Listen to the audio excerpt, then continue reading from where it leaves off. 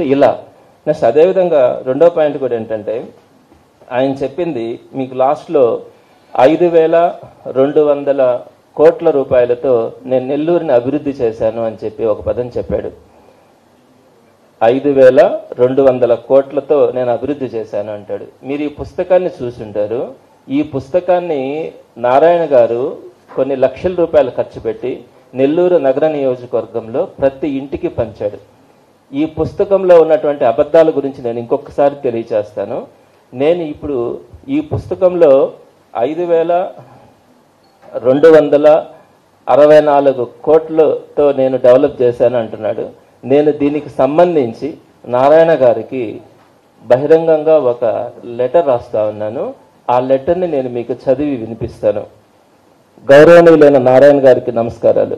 మీరు ప్రజలకు తెలియజేసిన వీడియోలో మంత్రిగా ఉన్నప్పుడు 5,200 కోట్లు తెచ్చి నెల్లూరుని డెవలప్ చేశానని తెలియజేశారు.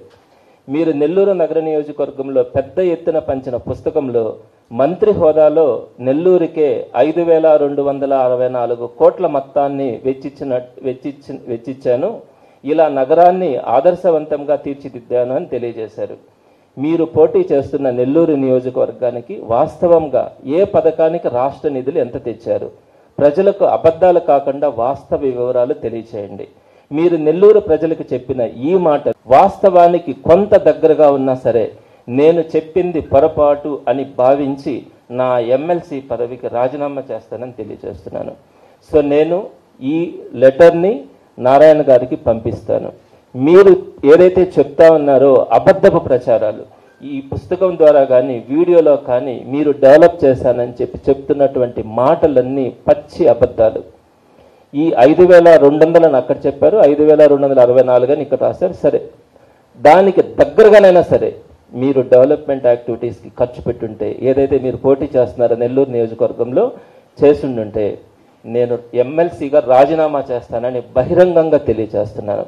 మేము చేసినటువంటి పనులు ఏదైతే సర్వేపల్లి కెనాల్ రివిట్మెంట్ కానీ, ఆ పక్కనే ఫ్లైఓవర్ కానీ, అటుపక్క జాఫర్ సాహెబ్ కెనాల్ రివిట్మెంట్ కానీ, సెట్టిగుంట రోడ్డు కానీ, మైపాడ్ రోడ్డు కానీ, అటుపక్క పోతే వెంకటేశ్వరపురం దగ్గర అక్కడ రివిట్మెంట్ కానీ, అదేవిధంగా మనం కంప్లీట్ చేసుకున్నటువంటి నెల్లూరు బ్యారేజీ కానీ, అలానే అర్బన్ హెల్త్ క్లినిక్స్ కానీ, ఘోష హాస్పిటల్ కూడా మేము 2 కోట్లతో పూర్తి చేశామని రాశారు.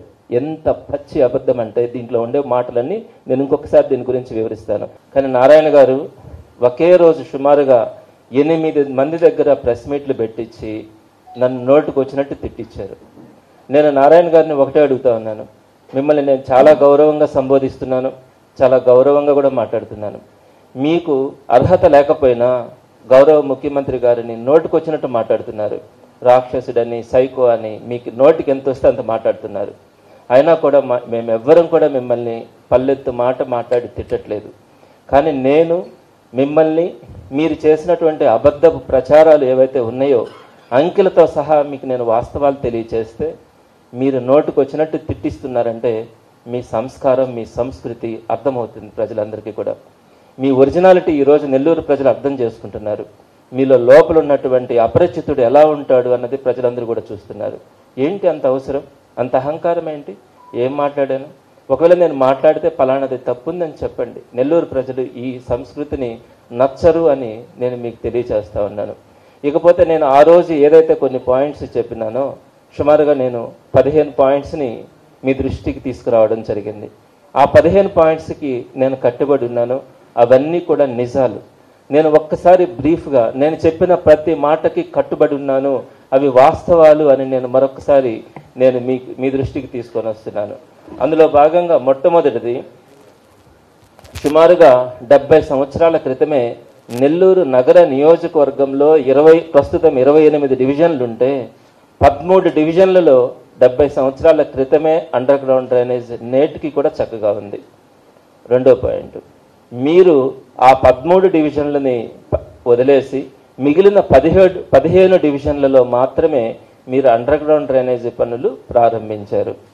మూడవది, మీరు అండర్ గ్రౌండ్ డ్రైనేజీకి అయితేనేమి, వాటర్ ఫెసిలిటీకి అయితేనేమి ₹1 కూడా రాష్ట్ర ప్రభుత్వ సహకారం నిధులు తీసుకురాకుండా పూర్తిగా హడ్కో నుంచి 11% రేట్ ఆఫ్ ఇంట్రెస్ట్తో 830 కోట్ల రూపాయలు అప్పులు చేశారు.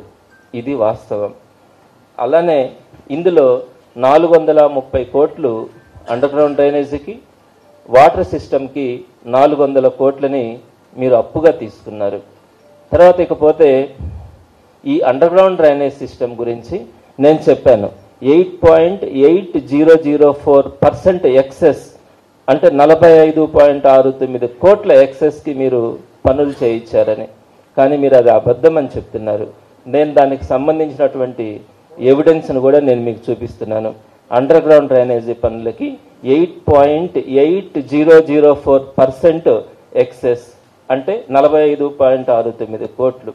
అలానే వాటర్ సిస్టమ్కి మరో 19.48 కోట్లు ఎక్సెస్గా మీరు పనులు చేయించడం జరిగింది.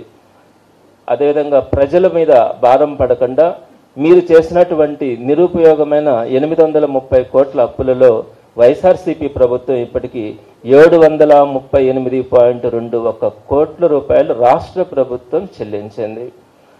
తర్వాత మీరు 3 సంవత్సరాల పాటు 830 కోట్లు అప్పులు చేసి, ఇంత టెక్నాలజీ ఉండి కూడా మీరు కనీసం ఒక్క ఇంటికి కానీ ఒక్క వీధికి కానీ మీరు అండర్ గ్రౌండ్ డ్రైనేజీ కనెక్షన్ కానీ వాటర్ కనెక్షన్ కానీ ఇవ్వలేకపోయినారు. మీరు చేస్తున్నటువంటి పనులు అట్టహాసంగా ప్రచారాలకు చేస్తున్నారే తప్ప గ్రౌండ్ లెవెల్లో రియాలిటీగా మీరు పనులు చేయించలేదు.